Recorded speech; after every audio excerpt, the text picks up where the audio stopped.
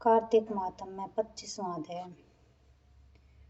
धर्मदत्त ने बड़े दुखित भाव से कलहा को कहा, तीर्थ व्रत और दान आदि के करने से समस्त पाप नष्ट हो जाते हैं, मगर प्रेत योनि में रहने वालों को इसका अधिकार नहीं है। तुम्हारे दुख को देखकर मैं अत्यंत दुखी हूँ और तुम्हारा दुख दूर किए बिना मुझे संतोष नहीं होता। तुम्हारे पाप बड़े भारी है, क्योंकि ये तीनों योनियाँ बहुत बड़े पाप करने वालों को ही प्राप्त होती है, और प्रेत योनि तो थोड़े पुण्य से नष्ट भी नहीं हो सकती, लेकिन मैं तुम्हें इस योनि से अवश्य छुड़ाऊंगा।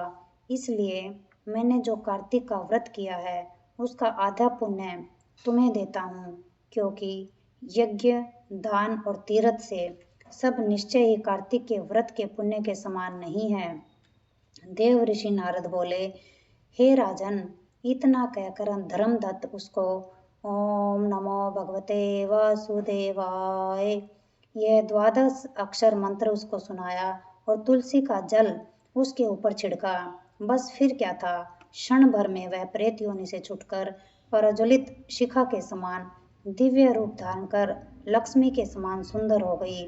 तब वह धर्मदत्त को दंडवत करके प्रसन्नता से गदगद होकर बोली, हे ब्राह्मण, आपके आशीर्वाद से मैं इस घोर नरक से छूट गई हूँ। मुझे पाप सागर में डूबती हुई के लिए आप नौका के समान है। नारद जी ने कहा कि हे राजन, अभी कलहा इसी प्रकार कह ही रही थी कि वहां पर विष्णुगण एक दैदीप्यमान विमान लेकर आए। विमान के द्वार पर अप्सराएं और गण बैठे हुए थे। धर्मदत्त ने उनको देखकर प्रणाम किया। पुण्यशील और सुशील नामक भगवान विष्णु के गणों ने धर्मदत्त को अपने हाथों से ऊपर उठा उसका अभिनंदन करके कहा, हे द्विज श्रेष्ठ, आप धन्य हैं जो सदा भगवान विष्णु के व्रत, कथा और सेवा में लगे रहते हैं। आपने जो अपने बाल्यकाल में पवित्र और शुभ कार्तिक व्रत किया था, उसके आधे फल से कलहा के पूर्व जन्म के एकत्रित पाप नष्ट कर दिए हैं। यही नहीं, आपकी कृपा से उसके सैकड़ों जन्म के पाप नष्ट हो गए हैं। आपके जागरण आदि करने से पुण्य प्रभाव से आकाश मंडल से यह विमान आया है। हे ब्राह्मण, अब हम आपको भांति भांति के भोगों से युक्त वैकुंठ में विष्णु जी के पास ले जाएंगे और आप विष्णु जी के पास ही रहेंगे और आप मुक्ति प्राप्त करोगे। हे दया सागर, वह मनुष्य धन्य है और जन्म उन्हीं का फलीभूत है जिन्होंने तुम्हारी तरह विष्णु जी की भक्ति की है, क्योंकि भगवान विष्णु अपने भक्तों को भला क्या नहीं देते। उन्होंने प्राचीन काल में उत्तानपाद के पुत्र को धुरों पर पहुंचाया, जिसके सुमरन मात्र से प्राणियों की मुक्ति हो जाती है।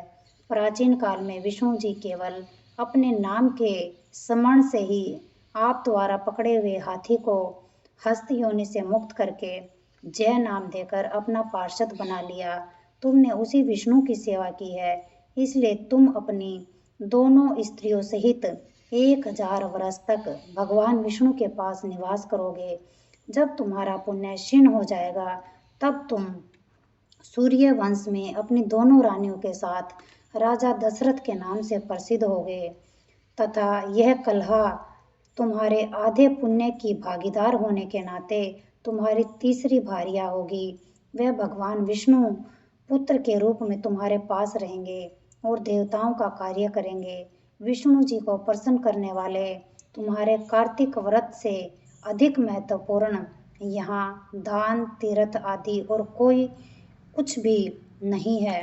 हे दया सागर, तुम धन्य हो, क्योंकि तुमने जगत गुरु भगवान विष्णु को प्रसन्न करने के लिए कार्तिक मास का व्रत किया है, जिसके आधे पुण्य के फल की भागीदार कलहा भी है। इस समय हम इसे अपने साथ विष्णु लोक में ले जा रहे हैं। जय भगवान। सुख शांति, सुख शांति, सुख शांति।